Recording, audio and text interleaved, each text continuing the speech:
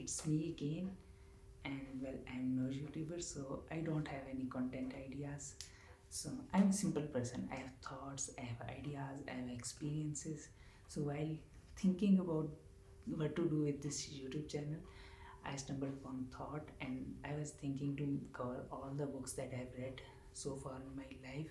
Well, it's nearly impossible, or at the very least it's daunting enough task to finish. So I thought I will make videos about books that I have and will read from now onwards this year. So let's proceed.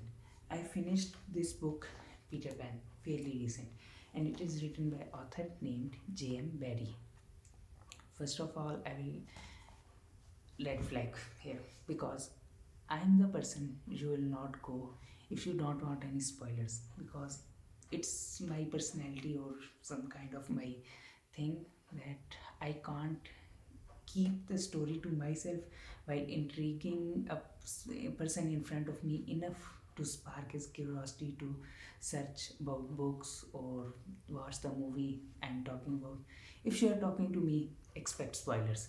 So first of all, I will introduce you to. I will try my best not give spoilers in this video at least. First of all, I will introduce you to the characters. So there is a family of three children: Wendy, Michael, and John. Two of their parents, Mr. and Mrs. Darlings, and Nana. There is a boy named Peter Pan. Peter Pan is a boy who refused to grow, and he stays at the same time. So he came, and he can fly. He has magical qualities, but children can't fly. So he took children, and then there is a fairy called Tinkerbell. Tinkerbell gave children fairy dust, and with the help of fairy dust, children can also fly. Peter Pan can fly without fairy dust, and he flies a lot faster than the other children, and he flies ahead of them. And Tinkerbell surrounds them and flies around them. And Tinkerbell is a small fairy, and it is so small that J.M. Barrie writes that she can only hold to one thought or one emotion at a time. If she is loving someone, she is loving to the fullest. If she is hating someone, she is hating to the fullest. And at one point, I will not give spoiler here, but she tries to do something to Wendy, and it could be fatal to her. So, but I was trying to talk about her emotions. We humans are not the same. In real life, if we love someone, we find some characters about him detestable. But if we hate someone, even if we hate someone to the fullest, we can find some admirable qualities in his life too.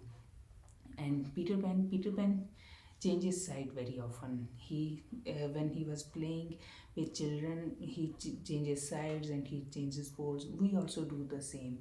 We change poles over the course of our life, unless you are very obdurate person and have obstinate personality to not change.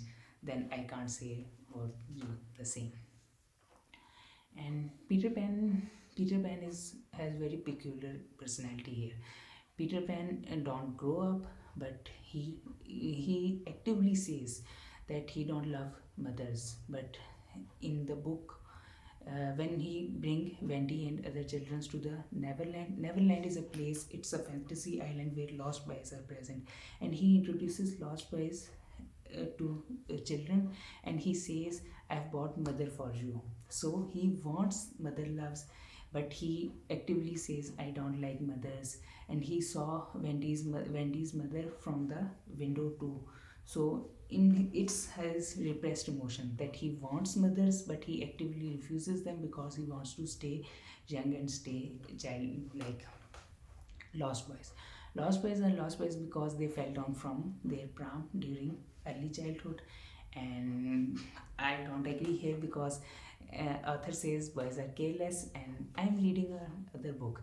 It's by Steven Chbosky, and its title is Perks of Being a Wallflower.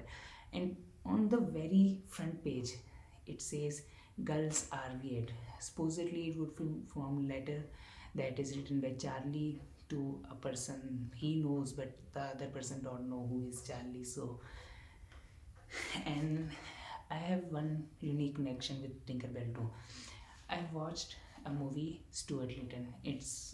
And it has a cat named Snowbell. And when Snowbell introduces himself to his friends and tells them, "My name is Snowbell," and his friend says, "What kind of name it is?" A Tinkerbell. And I don't know why, but it stayed with my self, and now through this collective experience, you are seeing, connecting at the same level, or I should say connection. You have guessed right, I'm reading Great Gatsby also for Fitzgerald too. So I guess I should finish this video here. I can talk about things all along, but imagination, we should talk about imagination. I imagined Peter Pan in blue costume, but in the cartoon version, he has green costume. And my analysis is, because this book cover is blue, that I imagined Peter Pan wearing blue costume. And I also imagined Captain Hook as something related to a character I watched from movie Shrek. It has a person who has his hand, who has hook in front in place of his hand. So books are a different thing. They take your imagination to a different plane of existence.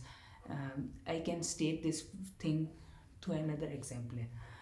Had finished Harry Potter first book, not all the series, and where she explains Dumbledore's watch in whole paragraph. She says it has planets in place of numbers. And while if you are watching movie, Dumbledore comes and movie proceeds, and you don't have any time to think about his characters and go deep into imaginations. But in book you can read it, and now you can close your eyes and you can watch in your imagination. You can think about anything. So for this time, it's all from my side.